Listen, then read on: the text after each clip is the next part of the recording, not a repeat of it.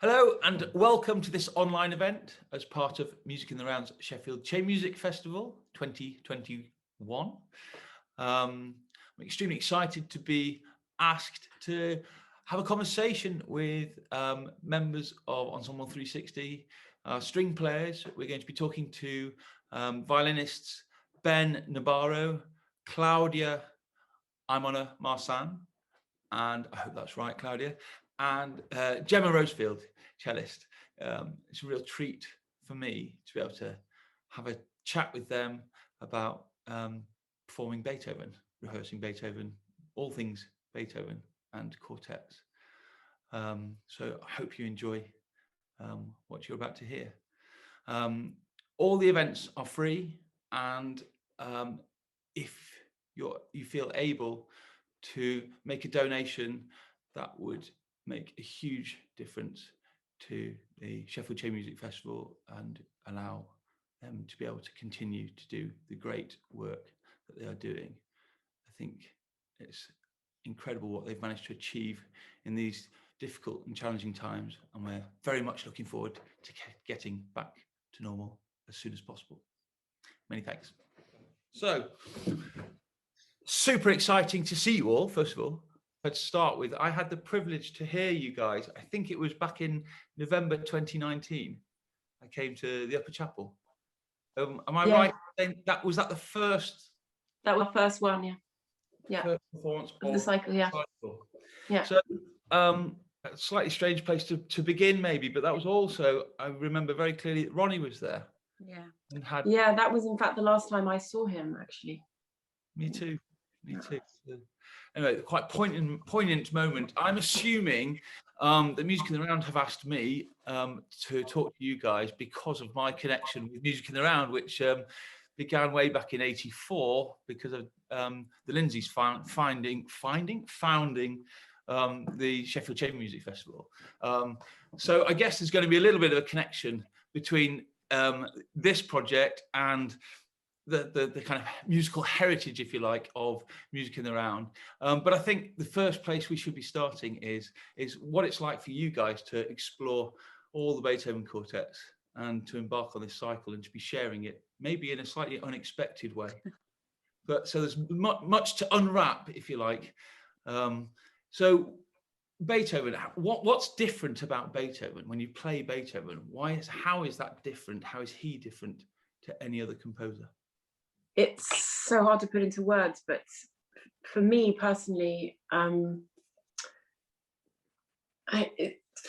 what stands out about Beethoven is that his juxtaposition of extreme emotions in very close proximities. So you go from one extreme emotion to the other very, very quickly.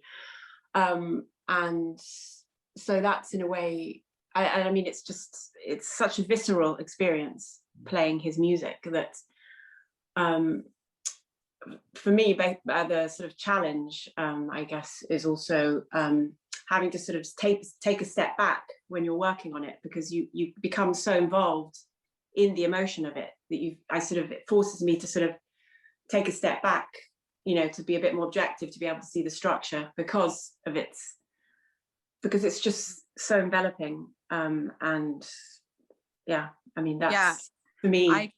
I agree with Claudia 100% about that. And I think also the thing about it for me is what Claudia was saying about the extreme emotions all the time, and humor being one of them as well. But also there's incredible order to his writing. You feel that everything really has to be, you know, in its place as the sort of real roots of it, let's say. It really needs to be worked out and everything, but then it needs to almost go completely wild and extreme after that. So it's sort of in terms of its range of emotions. So it's just, for me, I find that aspect of it so exciting, and the process of working on Beethoven always is just such a it's so satisfying. Yeah. And intense. Yeah, it's so impossible. I mean, it's not silly to be doing, but it's so difficult to put music into words, isn't it? Yeah, it is. The thing we struggle with more than anything. And I was thinking back over the last couple of weeks of what we can talk about, what we can share and understand. And I was also trying to understand, you know, the Lindsay's version of things. I've been listening to the Up Close, is it, the podcast? In the last 24 hours, I've actually done a kind of, you know, whiz through, which has been amazing. And there's so many interesting things. And there's the letters, Claudia. And actually, that's one of the things I didn't know they were going to be recorded. But it's one of the things I did last weekend was, I want to find out, remind myself of what Beethoven wrote. And reflecting on all the things that the Lindsays did. Maybe this helps, maybe it doesn't. And maybe this is a good place for us to start. But I think one of the great successes of the Lindsays was the vision and the kind of, there was a structure, an architecture to their thinking. I think Dad had this amazing ability to see the bigger picture. And I got thinking about that and wondering how that came about, or maybe it was, you know, in his genes, maybe it just happened, but they had time that you guys don't have to have, in the sense that they created time. Life was so much slower then. And I think Bernard in his book was mentioning that they spent, you know, years at Kiel preparing. And I was listening to something that Dad had recorded. They didn't do their first cycle at the Wigmore until 75. So they'd spent kind of 12 years together, 10 years together, building up to that. So I think there's that. And also with Beethoven, we get this sense of, it goes through his whole life. We've got the early, middle, and late periods. So we've got this beautiful arch there already. And I wonder whether there's that architecture and that structure is one of the things that allows us, because he's going all the way through his life, whether that allowed the quartet, the Lindsays, to be able to see kind of the bigger picture, if you like. It was one of the first journeys they went on. And I suppose, have you performed all of them or rehearsed all of them yet as a group? We haven't done all of them, no, but I mean, we've done quite a few of them. And I think I was thinking today, are there any that I've never actually played? And I think there's one that I've never played, one of the Opus 18s. But basically, I think we've all, either with this quartet or with other groups. I think the thing, going back to your question about what's so different about playing Beethoven, I think what you said, Martin, about that sort of seeing the bigger picture is absolutely crucial. And for me, that's exactly right, because when you start thinking about playing any Beethoven quartet, if you know anything about the quartets at all, especially if you're going to maybe with a view to playing all the Beethoven quartets, you can't not be aware of their place in history and in music.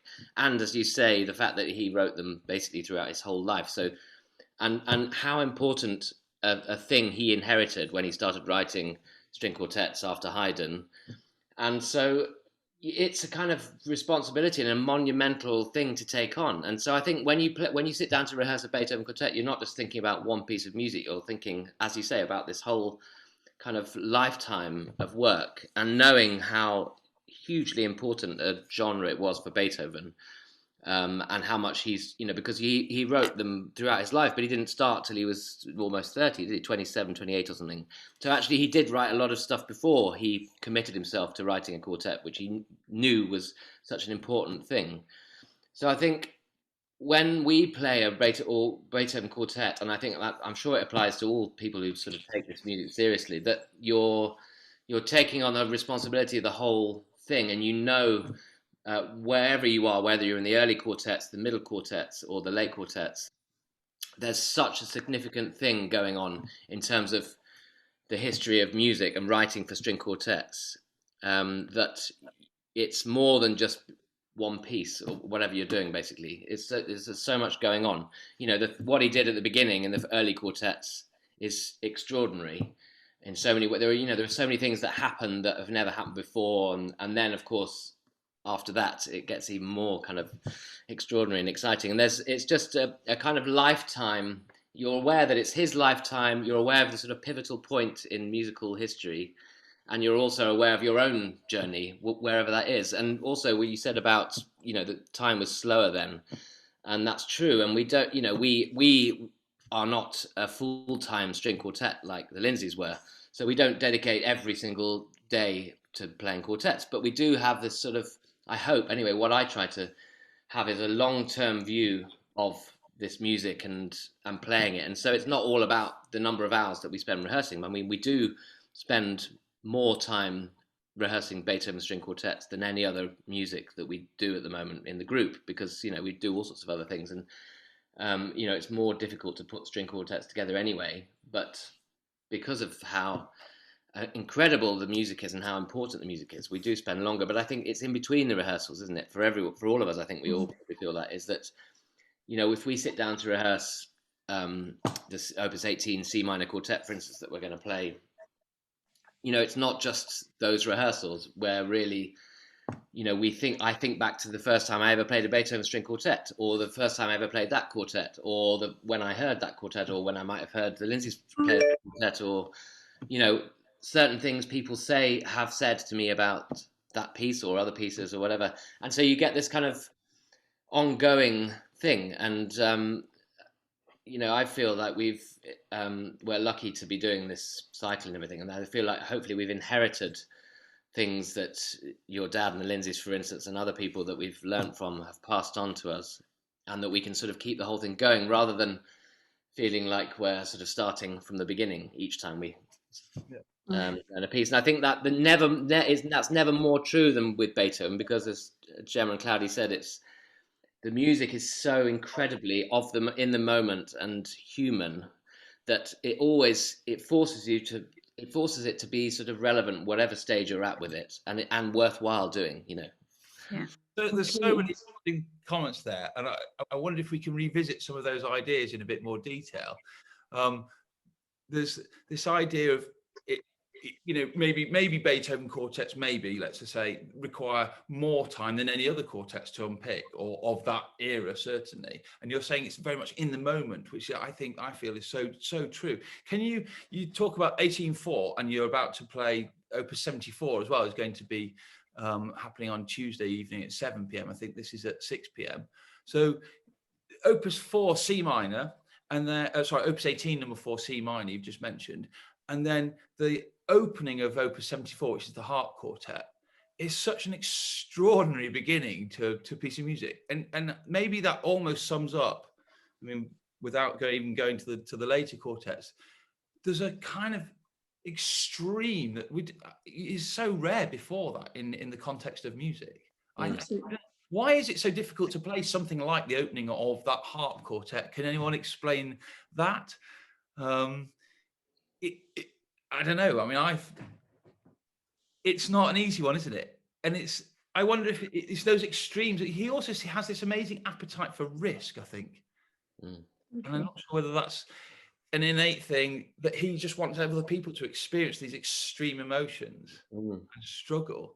So maybe for me, if you could explain, or if I can ask the questions in a better way to give, what's the struggle of playing that opening of that quartet, for example, or one of the others? It's like he wants us to be able to play things in a slower way than it has ever been played. Things have ever been played before, or quicker, faster than they've ever been played. He's asking for the impossible all the time, almost. If you guys sat down and played a Mozart Divertimento, you wouldn't think twice about it, would you? You'd just play it. You might even, if we said to you, "Oh, would you mind playing an encore? We've got some music here." You'd probably be all perfectly happy to have a go at it. Whereas if we asked you to play the opening of X quartet without having visited it, can you remember the first time you played that harp quartet together? Yes.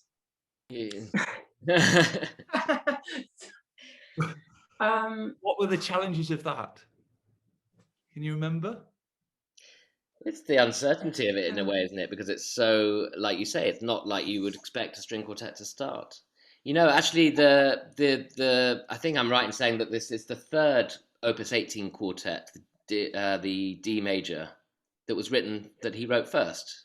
Beethoven wrote first. That's right. Yeah. Not Opus, not the F major one. And if you think how that starts, it's even more extraordinary, because it's one single line on the first violin, 2 notes, a seventh, and to start a quartet like that with a solo violin, and also this sort of long line that you don't really associate with Beethoven, really, the sort of really drawn out sort of tune, you know, a theme, rather than this kind of fragmented thing which is developed later. But I suppose the harp's similar in a way that it's got this kind of it's unsure of itself. And so the last thing you want to be at the beginning of a piece or a concert is unsure of yourself. You want to be absolutely sure of yourself. You were talking, Ben, about this, the other quartet with a long solo line at the opening, but this is so together. This is a sort of chorale. It's Almost like a chorale, yeah. breathe it together like a chorale.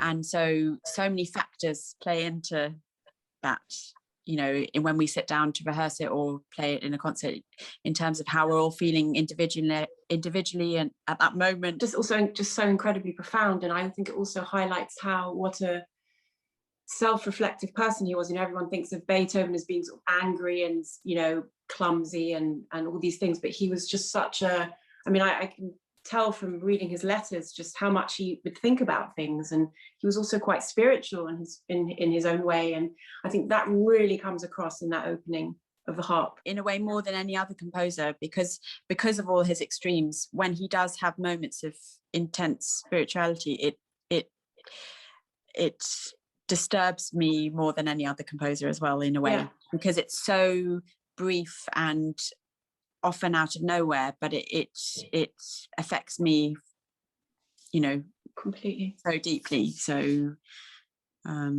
yeah, he seems to kind of not overshare, but just allow everyone to experience his either his experiences or his imagination. And I think that there were some of the things I was thinking over the past couple of weeks. I've been reflecting a lot, and one was imagination. One of Dad's kind of, I've probably got about 200, 300 stock phrases that just came out every, you know, either daily or weekly or whatever, monthly. But one of them was, well, that's what life is about. Life's about, isn't it? That's what life's about. But another one was technique is being able to is having the ability to do what the mind demands. And I always thought that was really interesting. And imagination, it comes to imagination. And actually that idea of Beethoven seemed to have this incredible imagination. He could just explore, you know, way beyond anything I'm capable of thinking about. And I think that's so amazing. And Ben, you said a moment ago about, you know, we want to be so sure at the beginning of a recital or performance. And then it got me thinking as well about, I think another reason for the success of the quartet, the Lindsays, was this idea of constantly asking questions.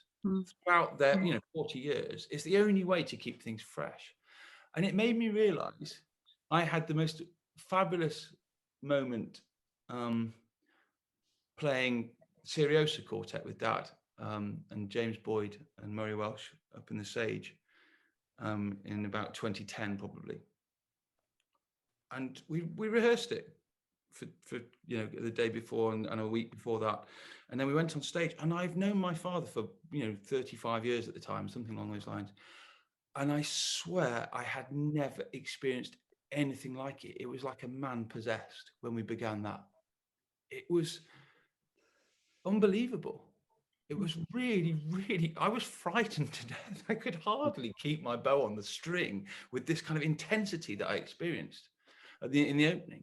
And yet we'd rehearsed it the day before that day and a week earlier. And so there was this kind of next level, but it's the questioning. It made me also realize there were so many questions on stage. They were asking questions of each other, of the music, of the audience. And I think that's such a special thing to be able to do with a kind of confidence that you breed as you live with, you know, people and things.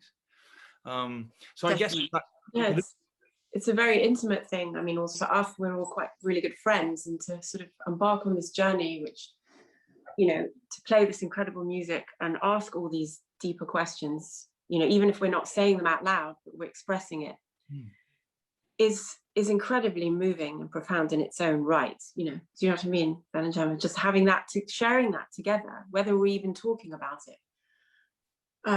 It's very moving as well. Yeah. There's Definitely. a theme as well that you put Beethoven in this place that's kind of, I think all of us have spoken a little bit about, you know, Yeah. he's untouchable. He's on this pedestal beyond. But I don't, yeah, I know what you mean, but in a way, yes, but in a way, completely not as well, because he's so reachable. He's so, like Ben said, he's so human. I wanted to talk a bit about when you asked the question of, you know, why Beethoven is different. You know, talking even physically when you're playing Beethoven, if I were to say about Schubert or Mozart, you know, I have when I'm playing Beethoven, I feel really grounded within myself. There's something physically, the way he writes, even though it's got all these huge extremes, whereas when you're playing, when I personally feel I'm playing Schubert, sometimes I feel I'm sort of walking on eggshells almost, and I don't feel that with Beethoven at all. I feel I couldn't be, it's raw, I'm in it, there's a raw whatever it element. is. And I feel that even physically when I'm playing it. I'm thinking of the quartets and the sonatas and the trios, and there's a sort of rawness to it which is intensely satisfying but also intensely challenging as well.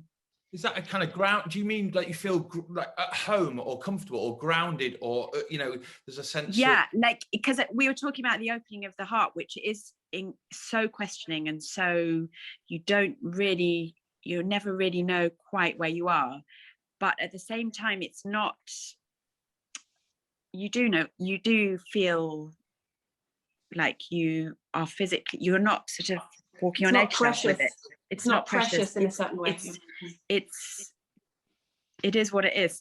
It's sort of so, and yet it's pushing your boundaries of your emotions to the extreme while being incredibly genuine and real. I don't know. I'm thinking of another time in the studio, and it wasn't the Lindsays, but it was a pianist called Richard Good.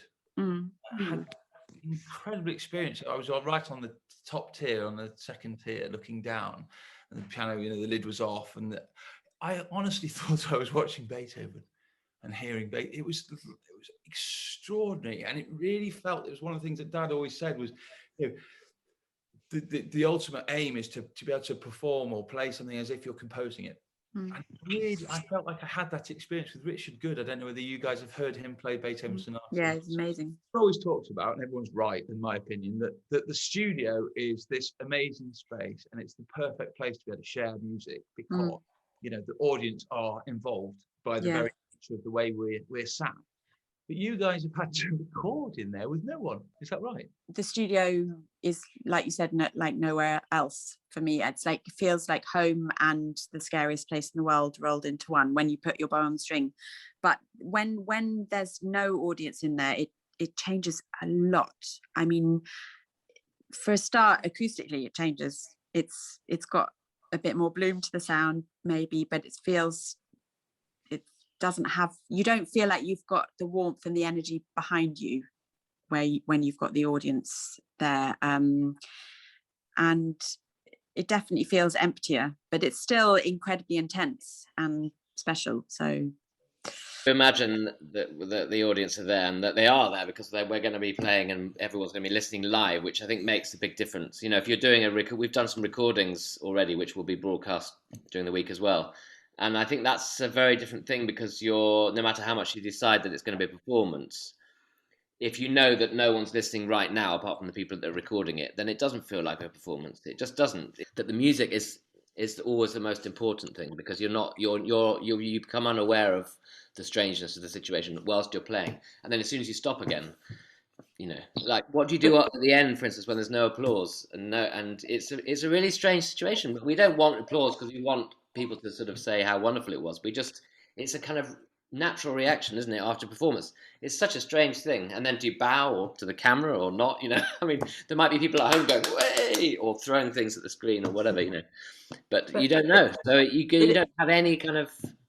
So you have to just concentrate on the music as it's happening, and then deal with the weirdness around it, I think. But it is a very strange experience, but I feel that because we've built such wonderful memories there, and we have had such incredible, you know, memories, and even the smell of the studio is so distinct for me, you know, and we have such a nice rapport with the audience. We've had feedback and emails, and we still feel their support so much that I still feel we can get into that frame of mind that they're there, and you know, it is such a special thing we have there, that because we've played there so much and we've built, that we can kind of get past it, I think. Just by the simple fact of playing in the round, especially as a quartet, while with audience in there, you feel they're with us and part of it with us. It is still, you know, an incredibly intense experience just with the four of us and facing each other, and you can almost put yourself in a bubble. And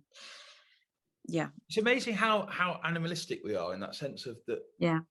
Just sitting next to someone or amongst many people and in anticipation can have amazing effect on one in an audience. And so that sense of an audience waiting for you to go on, and then that sense of you joining them and then inviting them into your world, or you them in, it's an incredible experience, isn't it? And also like the end of a slow movement, for example, that silence you get with the audience at the end of a slow movement, for example, is I mean, you just can't replicate that when you've got, you know, cameras on you and you know no one's there, and no coughs as well. I mean, one of the memories that came back to me preparing for this was an extraordinary moment, and it's partly why I put this up about an hour ago. This is a collage of the cavatina that was done by a chap called David Hazelwood, I think, in 1986, but Mum gave it me last week, I think. And but I don't know why I did this, but I drove across to one of the Lindsay's recording sessions, and I know it was the second cycle of Beethoven's they were doing with Robin, and I arrived. I wonder if I hadn't been invited, or maybe I had kind of just, feel free to come. There was probably a promise of a beer at the end of the recording session. I guess that's one of the reasons I went. I don't know. And I turned up and it was raining, and I walked into the church. I had to be really careful, but one of the engineers, I think it was maybe it was Jeremy actually, that invited me, producer, invited me in at a moment, and he was explaining that they'd just been recording the Grosse Fuge, and it was the only thing they could record because there was rain on the roof. And they wanted to do the cavatina, but they couldn't. So they'd had to jump ahead, do the Grosse Fuge. And then suddenly there was after that break, that's when I was chatting to him in the break, but the rain stopped, the clouds kind of just, the sun came out, and they said, right, okay, let's go. They cut their break short and they went inside and did 2 takes of the cavatina. And that was one of the most special moments for me. That was a private performance. Wow. And it was quite extraordinary. It was private, but I also had one of my close friends from college with me, from the academy with me. So it was really bizarre because I'd never experienced this before. I'd never been in one of their recording sessions. So that was a real privilege, but also it's really lovely to be able to share it with someone that amazing, that had never experienced it either.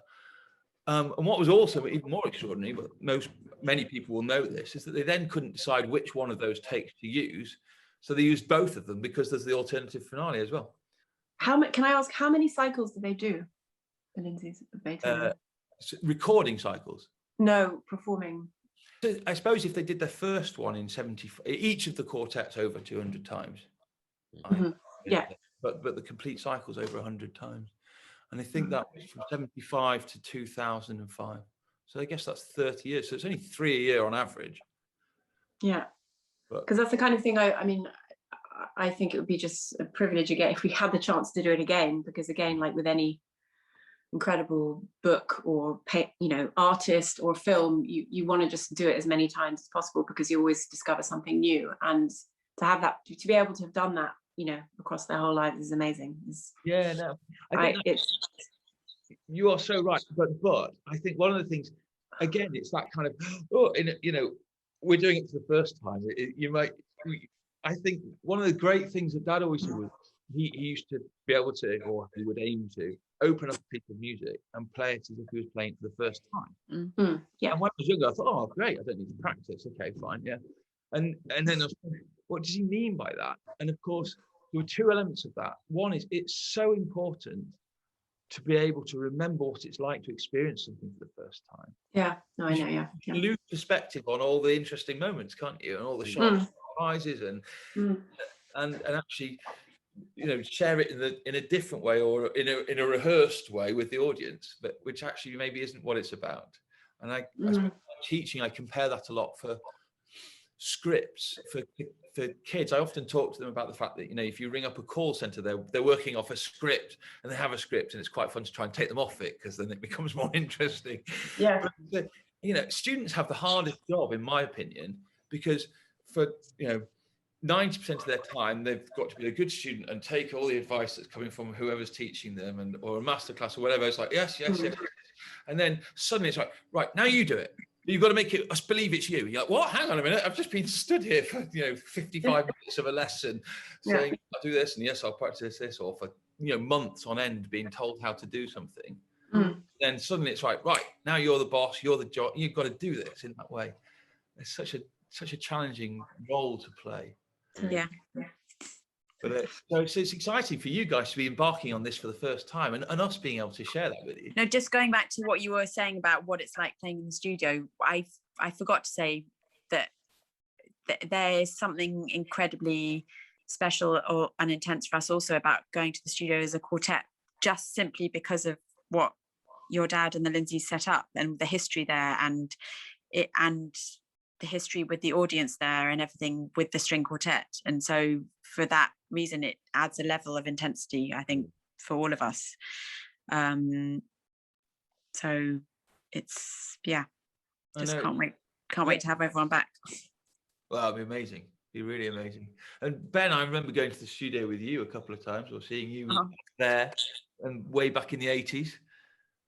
So you were there, boy. I mean, it's amazing, to think that, I mean, I remember in Manchester as well going, but I do remember going to the studio as well, of course, and it's so ingrained in my very earliest musical memories and experiences that, I just kind of, I'm sure it's played a bigger part than I even can sort of know for sure in the way that I sort of, approach playing and music and everything. So, and Mark, I had that with your mum at the academy. So without even knowing it, I had that connection.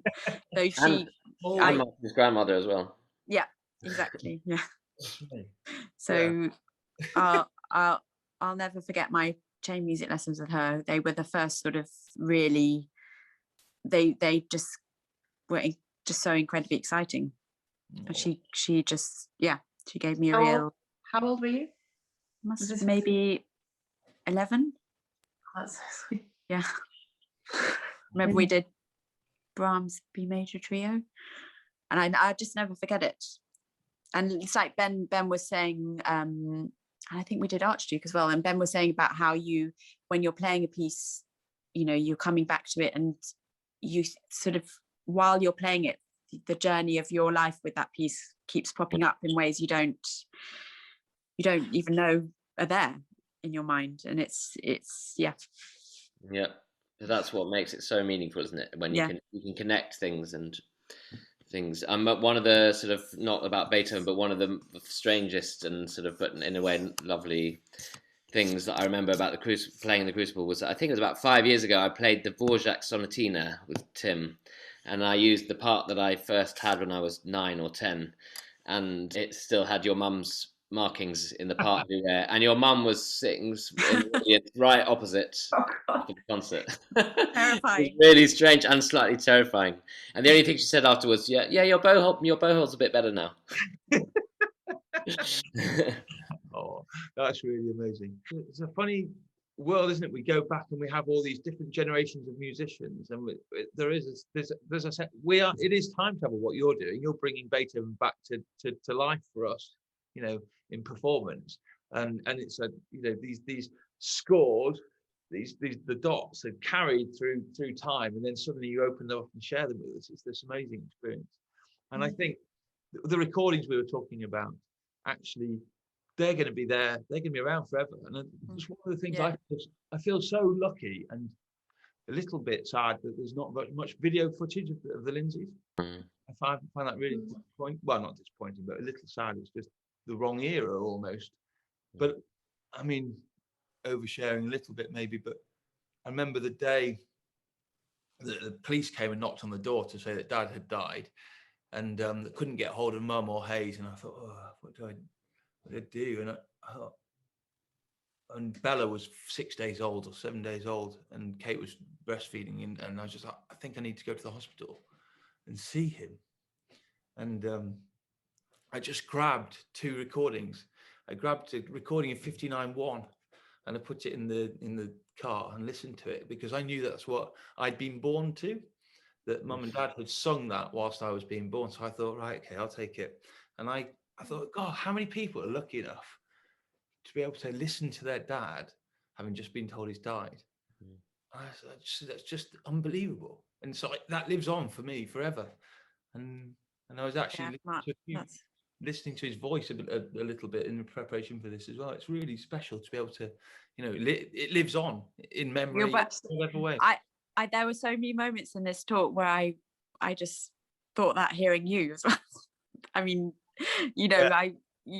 but in the best possible way. And definitely he's very much still with us individually and as an ensemble in everything we do. So for sure.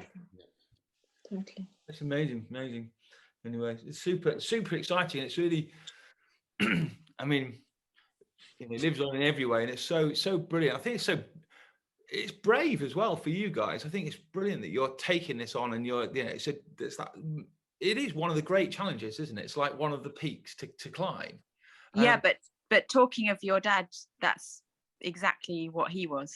He was brave, and in a way, the way he set up the group and what he gave to us was just absolutely putting the music first and having the confidence to just go for it and not be precious about things. Just yeah.